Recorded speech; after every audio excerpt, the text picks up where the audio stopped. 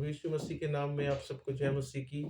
एक बार फिर मैं परमेश्वर का धन्यवाद करता हूँ इस समय के लिए। और जैसा कि आप जानते हैं, हम इन दिनों परमेश्वर के वचन के ऊपर मनन कर रहे हैं और हम एक श्रृंखला के ऊपर परमेश्वर के वचन से देख रहे हैं, और उस श्रृंखला का नाम है परमेश्वर का प्रेम।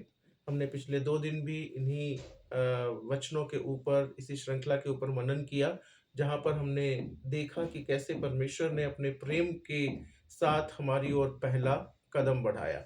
और इसके साथ-साथ हमने जब दूसरे मनन में हमने देखा कि परमेश्वर का प्रेम जो है वो हार मानने वाला प्रेम नहीं है, परमेश्वर का प्रेम टलने वाला प्रेम नहीं है। आज हम एक और विषय के ऊपर परमेश्वर के वचन से परमेश्वर के प्रेम पर आधारित एक और विषय के ऊपर मनन करने वाले हैं, और उस विषय का नाम है सबसे बड़ा दान, द अल्टीमेट गिफ्ट। अब जानते हैं हम इस वचन को बहुत पढ़ते भी हैं, और इसको एक जो बहुत ही मुख्य वचन बाइबल में से माना जाता है वो है यूहन्ना रचित सुसमाचार, उसका 3 अध्याय, उसका 16 पद। परमेश्वर ने जगत से ऐसा प्रेम किया कि उसने अपना इकलौता पुत्र दे दिया, ताकि जो कोई उस पर विश्वास करे वो नष्ट ना हो, परंतु अनंत जीवन पाए। For God so loved the world that he gave his only begotten Son, that whosoever believeth in him shall not perish but have eternal life. आज इसी वचन के ऊपर हम लोग कुछ बातों को मनन करने वाले हैं, और सबसे पहली बात हम उसके प्रेम के बारे में ये देखने वाले हैं कि इस दान की, इस गिफ्ट की प्रेरणा, the motivation of the gift, the ultimate gift that God has given us. What is the motivation behind that gift? जो परमेश्वर ने हमें दान दिया है, जो गिफ्ट दिया है, उस दान के पीछे परमेश्वर की प्रेरणा क्या है? और उसमें लिखा है परमेश्वर ने ऐसा प्रेम किया। फॉर गॉड सो लव्ड, परमेश्वर ने ऐसा प्रेम किया। प्रेम जो है इस दान का सिर्फ एक गुण नहीं है, बल्कि वो इसका पूरा कारण है, उसका पूरा कारण है।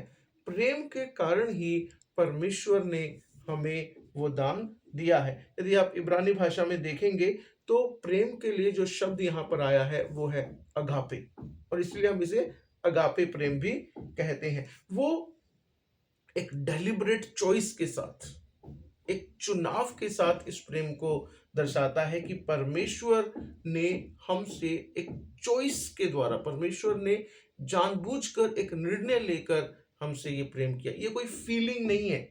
परमेश्वर ने इस बात का इंतजार नहीं किया कि यह संसार प्रेम योग्य बन जाए, तब परमेश्वर इस संसार से, इस जगत से प्रेम करे, लेकिन उससे पहले ही परमेश्वर ने हमसे प्रेम किया। और जो जगत के लिए शब्द इस्तेमाल हुआ है वो है कोस्मोस।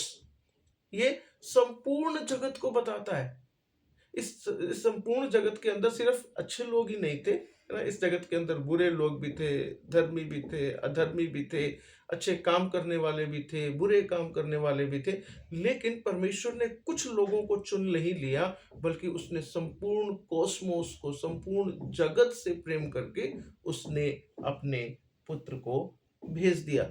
रोमियो 5 अध्याय उसका 8 पद कहता है, जब हम पापी ही थे, when we were still sinners, जब हम पापी ही थे तब मसीह हमारे लिए मरा। Christ died for us.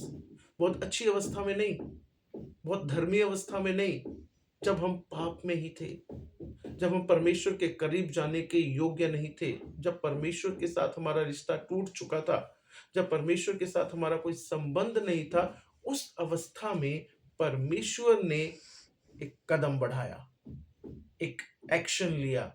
और वो एक्शन क्या था? उसने प्रेम किया।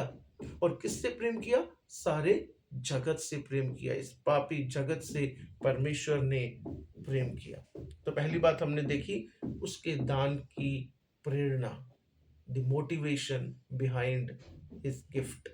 अब दूसरी बात, उस दान का परिमाण, the magnitude of his gift, कि उसका वो दान कितना बड़ा है, उसका परिमाण कितना बड़ा है। और ये इतना बड़ा है, बाइबल कहती है कि उसने अपना इकलौता पुत्र दे दिया, that he gave his only begotten son. किसी दान की कीमत इस बात से तय होती है कि देने वाले को उसकी कितनी कीमत चुकानी पड़ी है ना। और परमेश्वर ने अपनी भरपूरी में से इस दान को नहीं दिया, उसने अपने में से ही, है ना, उसने अपने अस्तित्व में से ही इस दान को दिया। इसलिए बाइबल कहती है कि उसने अपना इकलौता पुत्र, 2 3 4 5 10 में से नहीं, उसने अपना इकलौता पुत्र दे दिया। अब्राहम और इसहाक की कहानी हमें याद आती है। जब परमेश्वर ने अब्राहम से कहा कि तू अपने इकलौते पुत्र इसहाक को बलि चढ़ा, तो अब्राहम इसहाक को लेकर पहाड़ पर जाता है और वहां पर वो बलि चढ़ाने के लिए इसहाक को उस वेदी पर रखता है। लेकिन तभी परमेश्वर उसे रोकता है और उसे एक मेढ़ा प्रदान करता है। अब्राहम के द्वारा बलिदान चढ़ाने के लिए परमेश्वर ने अब्राहम को एक मेढ़ा दिया, लेकिन परमेश्वर ने हमें अपना पुत्र दे दिया, अपना इकलौता पुत्र यीशु मसीह हमें दे दिया। पहला यूहन्ना 4 अध्याय उसका 9 पद इस प्रकार से कहता है, जो प्रेम परमेश्वर हमसे रखता है वो इससे प्रकट हुआ कि परमेश्वर ने अपने इकलौते पुत्र को जगत में भेजा कि हम उसके द्वारा जीवन पाए। परमेश्वर का प्रेम इसी बात से प्रकट हुआ कि उसने अपने इकलौते पुत्र को जगत में भेज दिया ताकि हम उसके द्वारा जीवन पाए। परमेश्वर ने केवल कहा नहीं कि वो हमसे प्रेम करता है, बट उसने इसे अपने पुत्र को भेजकर प्रकट कर दिया ताकि हम मृत्यु से बाहर निकलें और हमें जीवन प्राप्त हो जाए। तो पहली बात हमने क्या देखी? The motivation behind the gift, उस दान के पीछे क्या प्रेरणा थी। दूसरी बात हमने क्या देखी? The magnitude of the gift, उस दान का परिमाण कितना बड़ा था। तीसरी बात हम देख रहे हैं दान के लिए जरूरी शर्त, the requirement for the gift. वहां पर लिखा है उसी पद में 3:16 में, यूहन्ना 3:16 में लिखा है, जो कोई उस पर विश्वास करे। वो दान अवेलेबल है, पूरे जगत के लिए अवेलेबल है। परमेश्वर ने अपने प्रेम के द्वारा वो दान उपलब्ध भी करा दिया है, लेकिन उस उपलब्ध दान को हमें रिसीव करने के लिए कुछ करना जरूरी है।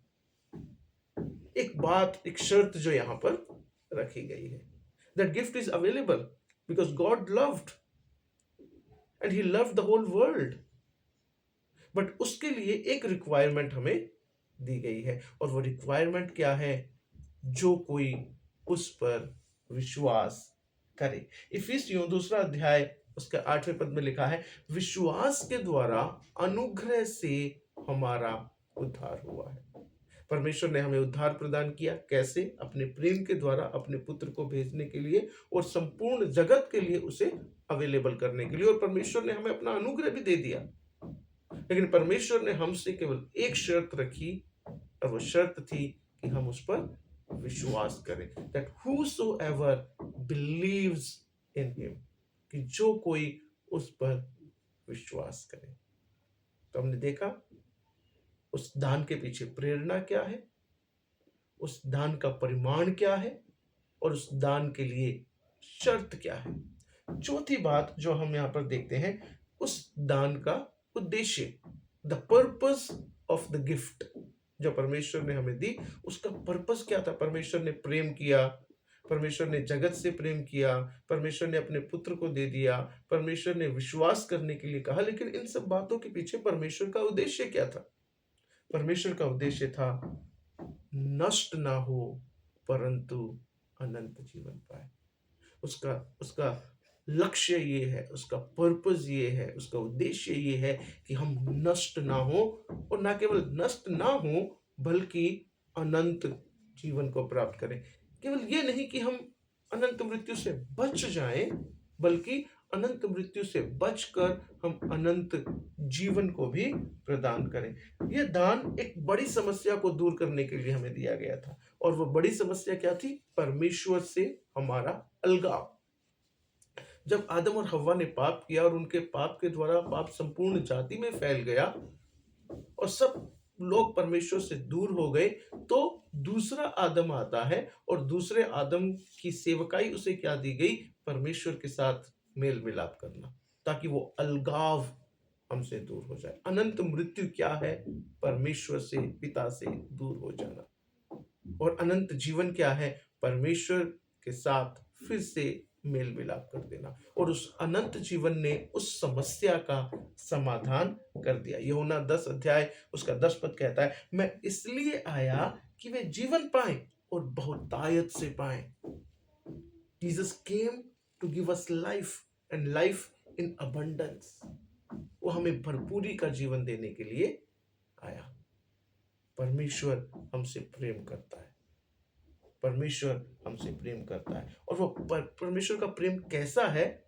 The love of God is reflected in the ultimate gift of Jesus. और and what kind of gift that is, वो दान किस प्रकार का है? उसके पीछे की प्रेरणा क्या है? परमेश्वर प्रेम करता है।